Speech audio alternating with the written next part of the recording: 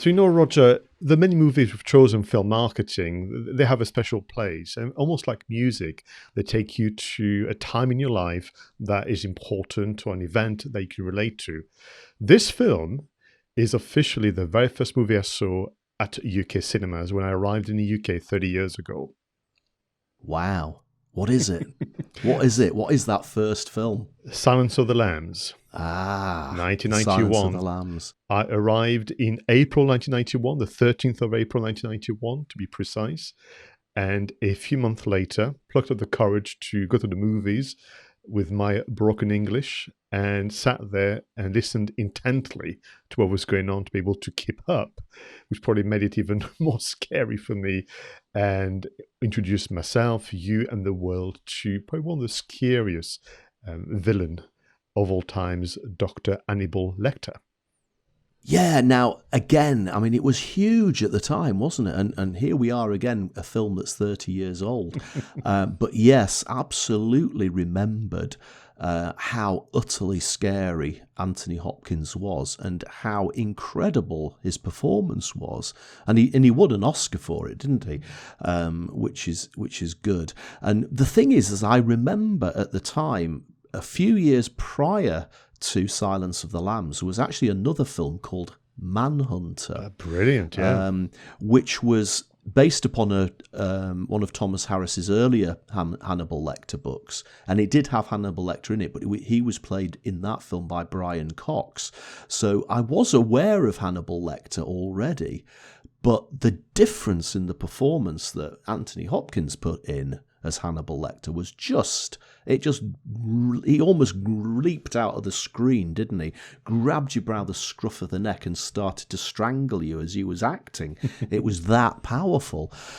So we, as is always the case when we do these film marketing sessions, Pascal, is we watched Silence of the Lambs again last night, and we both came to the conclusion, my wife and I, that it's actually quite a lot longer than we thought since we've last watched it. Maybe it could be over 10 years.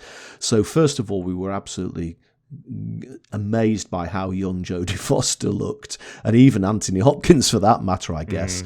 But again, once again, utterly compelling performances from both of them, and especially Anthony Hopkins, scary as hell.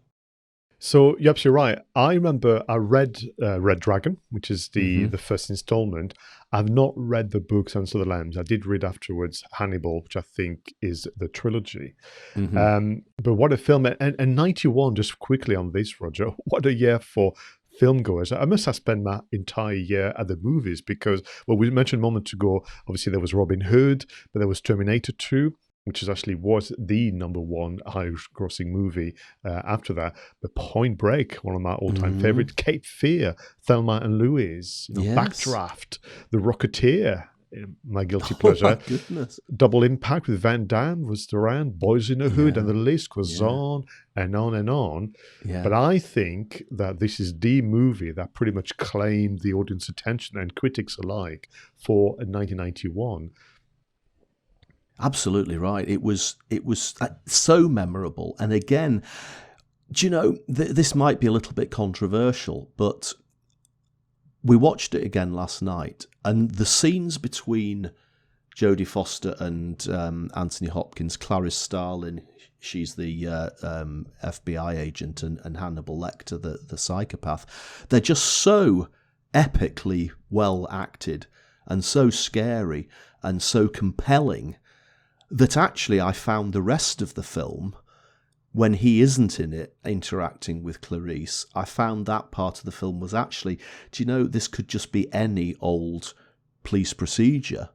But it was those scenes that stood out. And actually, I guess that maybe we've seen those scenes between Clarice and Lecter so many times in clips and on shows and on YouTube, that actually was a lot of the rest of the film which I'd forgotten about. And I couldn't even remember, especially a lot of the scenes with them actually doing the investigative work. And I think it just really brought home to me how incredible those double scenes were with those two actors. But when you actually add up the amount of time that those two spend on screen together out of a 2-hour movie, I mean, I haven't done the maths, but probably no more than 20 minutes, if that. But what an incredible 20 minutes that is, and it almost eclipses the whole of the rest of the film for me. I would agree. And what is interesting is, according to movie experts, if there is such an occupation, this is actually referred to as a horror movie, which is interesting because to me it was a thriller. But then when you start to watch it again, as we did too last night, Roger, this is lovely homework to do. You realize this is truly horrible. I mean, this is obviously Hannibal Lecter and Buffalo Bill, played superbly by Ted Levine as well. I mean, those actors, including Scott Glenn, they put their heart and soul into the performance. But also, let's compliment the music, Howard Shore, which is just stunning, and the direction of Jonathan Demme, who has had an interesting kind of career, starting at the Roger Corman, kind of Academy of Filmmaking, but also did a lot of kind of movie around music, concerts and documentaries and so on. And this was his breakthrough movie. A couple of years later, he did Philadelphia as well. But the way which he brought the camera right into the face of Hannibal Lecter, and there was no... he couldn't get away, he had to act and be sincere, although to be able to tell by the way in which they use a light. This is something that I must confess, from the 90s and 2000s, I don't think movies nowadays use light as much, or lack of light, which is often the case. And a moment ago you mentioned it, but this won 5 Oscars: Best Picture, Best Director, Best Actor, Best Actress, and Best Adaptation of a Screenplay. Absolutely incredible. And I was saying to Denise, you know what? One day I'd love to watch this in black and white to see how that works in terms of the tension. But really, really a lovely film, and it'd be interesting to watch it with a younger audience as well, to see how they deal with it. But for me, I made some note to myself, the opening sequence as well, very cleverly done, where you see the character of Clarice, and the first words that are uttered in the film is her surname, Starling. And then there's this instruction to go into see her superior. There's no other words. And then there's her entering the room. We see the photography. So within minutes, we kind of visually are told everything we need to know about this movie. So I've got some questions for you. Why do you think the character of Jack Crawford, played by Scott Glenn, sent Clarice, a trainee, to see Dr. Hannibal Lecter? Was it because he couldn't be bothered? Is it because he wanted to throw him off course almost? What do you think was the intention there? Very good question. I mean, and there are so many answers. I mean, he could have just thought that Hannibal Lecter might have reacted better to a pretty girl, or maybe he was scared to go himself. That did occur to me, that the guy who's effectively running that department of the FBI had met his match, if that was possible, and just didn't want to face off to it. Maybe he just felt that it was the ultimate training for Clarice to be put in that position. So I guess there are all sorts of different answers, and I guess we'll never know what the actual answer was. I wouldn't thank you if I was a trainee. Thanks, boss. I think I'll continue to go to the classroom. I don't want to meet this psycho. But that's true. And what is interesting, the whole film is about Clarice, in fairness. And I think that's what's very, very clever about this story. There's been spin-offs, you could call them, Roger, the TV series and other films where it's all about Hannibal. And what I will say is that it's nowhere near as interesting, because I think it is between, Hannibal Lecter and Clarice. That's what, is interesting to me. Yeah. And again, I think you're absolutely right. I think we managed to watch 2 episodes of the series of Hannibal and didn't like it at all. I believe there is a series about Clarice as well. I think it is actually just called Clarice, and it's currently running, so it's quite new. I think it's only been running for about 10 episodes. I couldn't tell you where it is, whether it's on Netflix or Amazon or wherever it is, but I do know that it's got some good reviews, so that might be worth checking out. But I think that you're absolutely right. Lecter works best when he's in the background, and that's what I say. He's not really on the screen for more than about 20 minutes. The rest of it is about Clarice. And I think I remember the first film whether you watched Manhunter, which was the original version, or Red Dragon, which was the version that Anthony Hopkins did later, again, it was more about the relationship between Will Graham and Lecter, as opposed to it all being about Hannibal. And again, he was in the background for most of that film too. And I think that's the way it should be. Absolutely. The so when it all started, I've seen this film so many times. I used to own the VHS cassette, but I actually didn't bother with the upgrade to DVD and Blu-ray. Probably because I've got everything in my head. Yeah. So I was a bit concerned that I might just be nonplussed by the film, but actually it worked. The descent into the cells to meet Dr. Hannibal Lecter the first time still worked for me. And the reveal when he's standing there looking so incredibly scary. When he's strapped up, do you remember that scene? Well, of course you did last night, when he's strapped up, he's got a mask on and he's talking to the senator about her daughter. Yeah. When he escapes, I mean, that escape, so scary. But then the character Buffalo Bill and what I call his metamorphosis, to use the analogy with the butterfly, the moth. And can I just say, this must have been the worst cellar I've ever seen in a property before. So when Clarice goes down, I mean, it's like a maze, isn't it? It's like a labyrinth, all the doors. Oh, God. And it echoes an earlier scene where she's practicing, going into a building, and she gets picked up by one of the instructors for not doing the right pattern or something. And he says, that's why you just got shot. And then when she's actually in the cellar, she's having to do it properly because her life is absolutely at risk. But where is he going to jump out from? He's going to jump out any moment. The whole last act is so tense. So this movie is giving us some visuals that have been imprinted into our minds. I will never look at the death head moth the same way again. But also is giving us some pretty scary strap lines that people have been repeating now for 3 decades. Yes. Yeah, I mean, the fava beans. I ate his liver with some fava beans and a nice Chianti. That's terribly scary. And even his last throwaway line, I'm having an old friend for dinner. Oh, wow. I remember chuckling at the movies, but it was that nervous chuckle thinking, because you kind of know that he's going to obviously go ahead with his promise. I had a friend that whose party trick was he could imitate Buffalo Bill and say it puts the lotion on its skin, or else it gets the hose again. And I mean, not something that no one should be proud of, but he was very good at it, and he used to amuse us no end at the pub at the time. Yeah. So it's a 30-year-old film. So what do we know about the marketing, apart from the fact the poster was pretty iconic? Yeah, I want to talk about the poster in a moment because I think it's at the heart of its marketing campaign. But to begin with, let's talk about the release. In the US, this was released on Valentine's Day, 1991. Why wouldn't you? That's a lovely date movie. But the reason for that, and I think there's 2 or 3 good decisions that the producers and Orion at the time took, and one is around timing.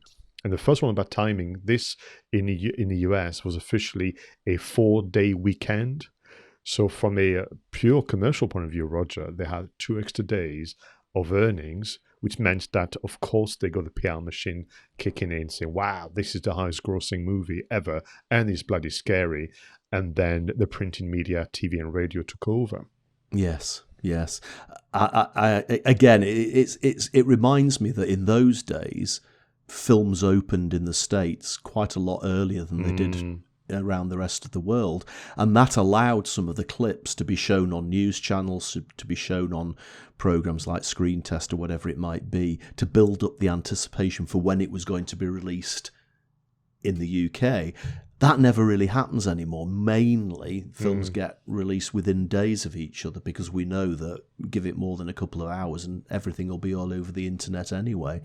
So, I mean, interestingly, we are almost to the day celebrating 30 years of Silence of the Lambs, because this was June 1991, the premiere at the Odeon Leicester Square, which is usually where it happens. And by that time, people knew just a bit more about the movie. And then using what you mentioned a moment ago, the poster was really quite enigmatic. But this is interesting for us to look back at the poster 30 years later, because when you go to, kind of wait outside, waiting for your turn to enter the screening room, and you see this poster, it really is a strange one, because unless you've seen the film or perhaps read the book, the elements in the poster really give you quite intrigued, wouldn't you say? Because you don't know about the moth, you don't know necessarily about the victim being kind of having their skin removed. So this poster is almost a payoff after the film, not before. Yeah, I never thought of it like that again. It was a very enigmatic post. I mean, the moth itself is so striking, and the fact that it's they've done a little bit of visual trickery with the moth, because I have seen a death's head moth before, and the skull isn't quite as intricately drawn as that on the actual moth itself. But again, the silhouette of the woman, who I assume is Clarice, has actually got red eyes, which I always thought was quite scary. Well, for years I thought it was one of the victims. So, and that's opened the debate: is it Clarice? Is it one of the victims? If people want to, you go online and find the poster, the original one, because unfortunately then they messed with it for the recent iterations of the Blu-ray. They've added Hannibal Lecter and so on.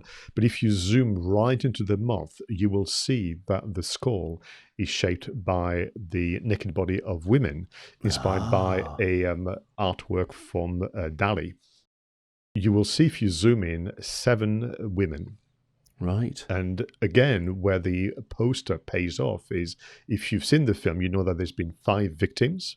Then there is Catherine, the senator's daughter, in the well, and then you've got Clarice, which make 7. Gosh, I never knew that. That's incredible. I'm even looking at the movie poster on my screen at the moment, and I can't get close enough to it to see that, but it does look like a skull to me. But now I look even closer, I can see the detail that you're talking about there. It's because ultimately Buffalo Bill could have killed her, and Catherine would have made 7. So I like this, and this idea of a poster being more than just the teaser. It's actually a reward for seeing the film, where you've got a bit of complicity with the filmmakers, and that's the first time that I've seen something done in that way. And I think that's been at the heart of the campaign. But also this juxtaposition, because you've got the poster, then you've got a great trailer. Even 30 years later, if you watch it, it does stack up. But then there's no reference to the moths in the trailer. There's even no reference. And it's really quite interesting what they're trying to do here, where they're trying to appeal to different audiences, or literally give us something almost like a red herring, which has been at the heart of the way Hannibal Lecter kind of plays like a cat would play with a mouse with Clarice. Yeah, I think that there is an element of the producers playing with us in the same way as Lecter plays with his victims and gets into the heads of the people he interacts with. Back to playing, and I think, what wouldn't you be playful? And maybe that's one of the marketing lessons. Do something extra with your visuals. Yes. But also, absolutely, again, with the mindset of you and I being video producers and live streamers, but also learning the language of cinema.